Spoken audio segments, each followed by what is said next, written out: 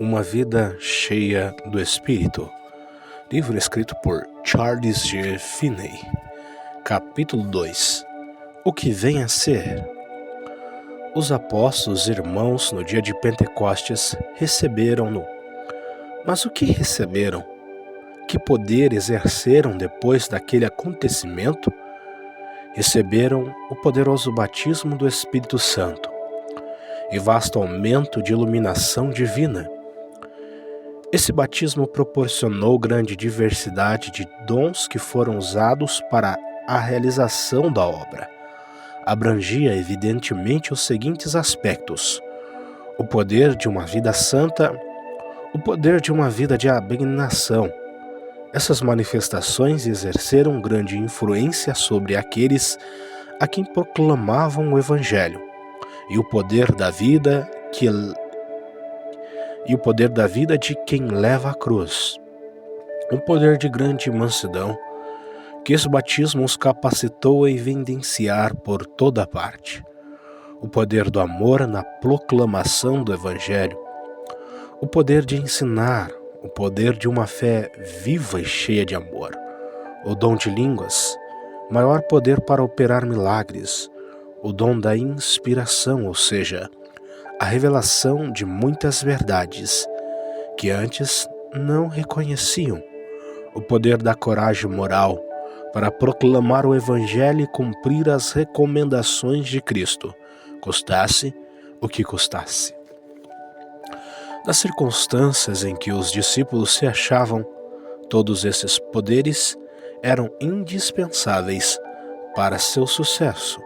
Contudo, nem separadamente nem em conjunto constituíam o poder do alto que Cristo prometera e que eles evidentemente receberam, o que manifestamente lhes sobreveio como meio supremo e de suprema importância para o sucesso, foi o poder para vencer e convencer, junto de Deus e dos homens, o poder de fixar impressões salvadoras na mente dos homens.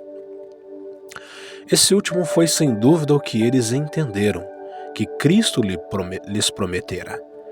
Ele encarregara a igreja da missão de converter o mundo à sua pessoa.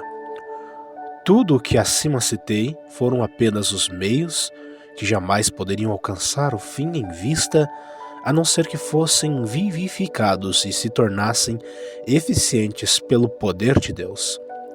Os apóstolos, sem dúvida, entendiam isso, e depondo a si mesmos e a tudo que possuíam sobre o altar, perseveraram junto ao trono da graça, no espírito de inteira consagração à obra.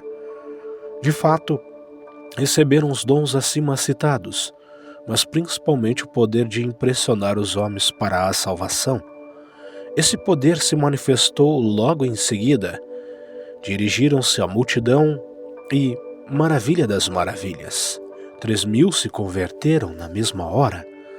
Note-se, porém, que não foi manifestado por eles nenhum novo poder nessa ocasião, exceto o dom de línguas.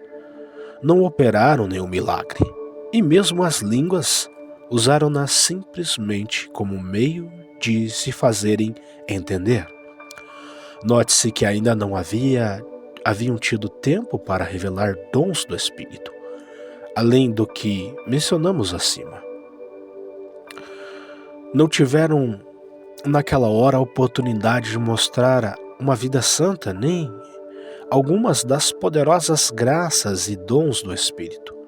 O que foi dito na ocasião, conforme o registro bíblico, não podia ter causado a impressão que causou, se não fosse dito por eles com novo poder, a fim de produzir no povo uma impressão salvadora.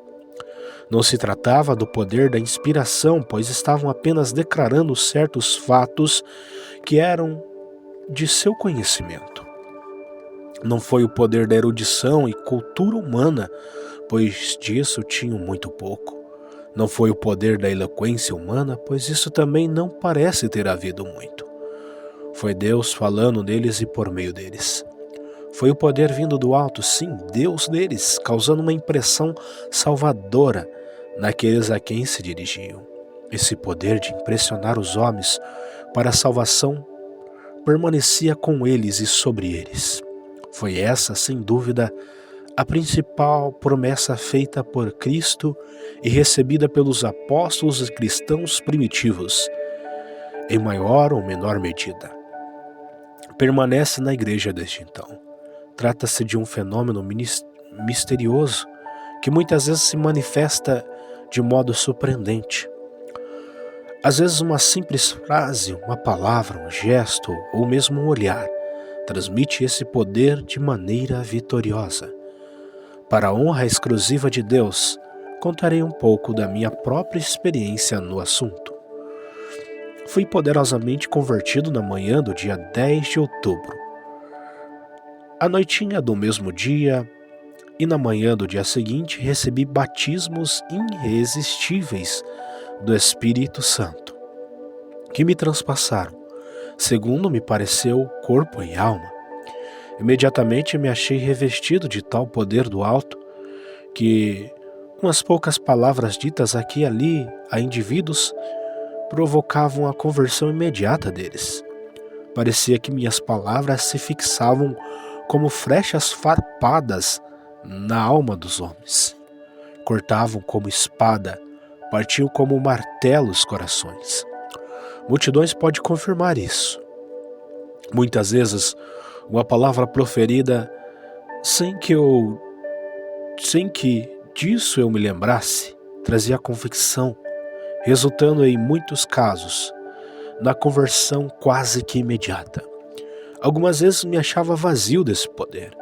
Saía a fazer visitas e verificava que não causava nenhuma impressão salvadora. Exortava e orava com o mesmo resultado. Separava então um dia para jejum e oração, temendo que do lugar o poder me houvesse deixado, indagando ansiosamente pela razão desse estado de vazio. Após ter me humilhado e clamado por auxílio, o poder voltava sobre mim, em todo o seu vigor. Tem sido essa a experiência da minha vida. Poderia encher um volume com a história da minha própria experiência e observação com respeito a esse poder do alto. É um fato que se pode perceber e observar, mas é um grande mistério. Tenho dito que, às vezes, um olhar encerra em si o poder de Deus. Muitas vezes o tenho presenciado. O seguinte fato serve de ilustração. Eu pregava pela primeira vez em uma vila manufatureira.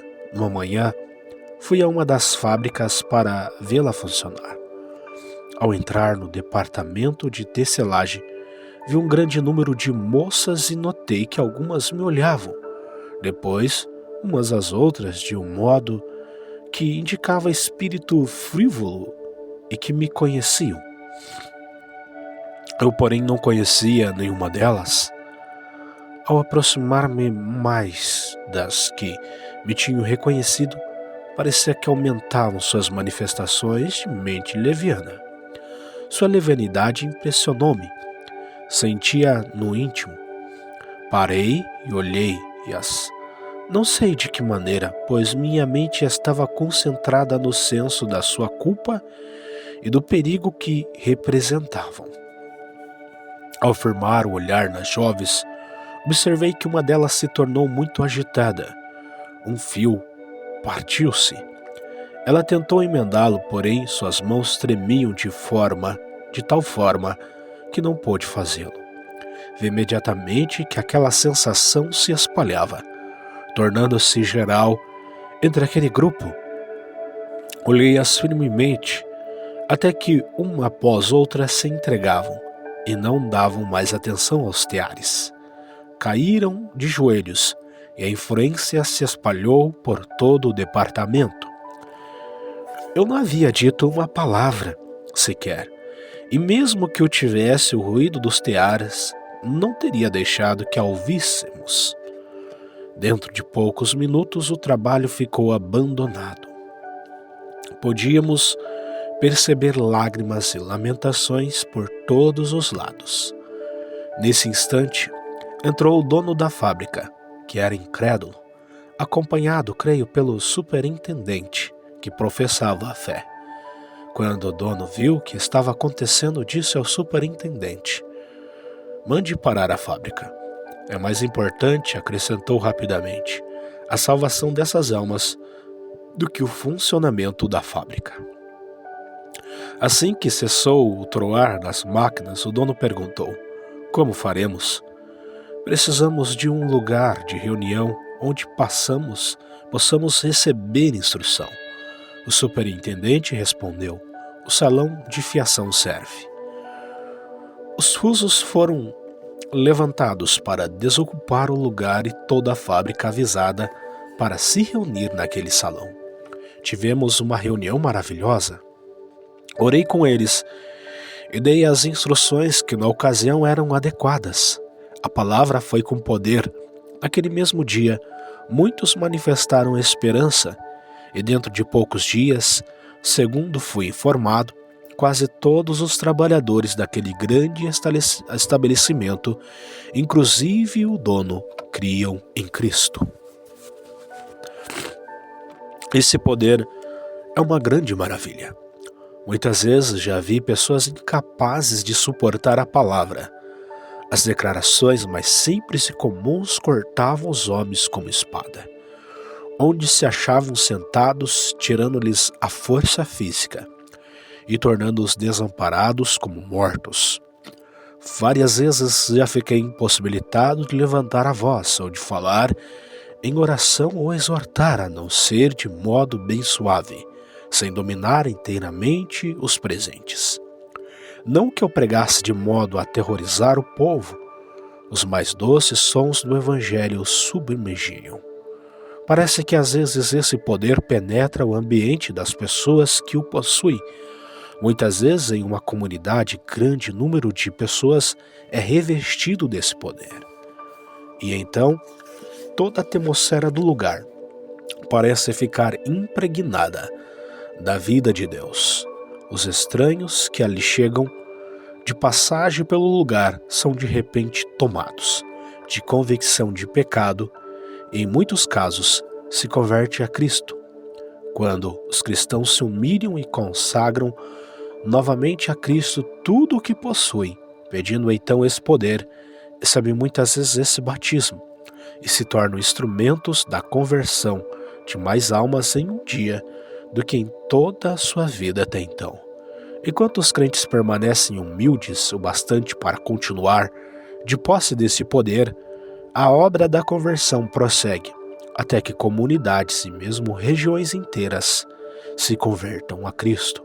O mesmo acontece com pastores, mas este capítulo já está bastante longo. Se me permitirem, terei mais que dizer sobre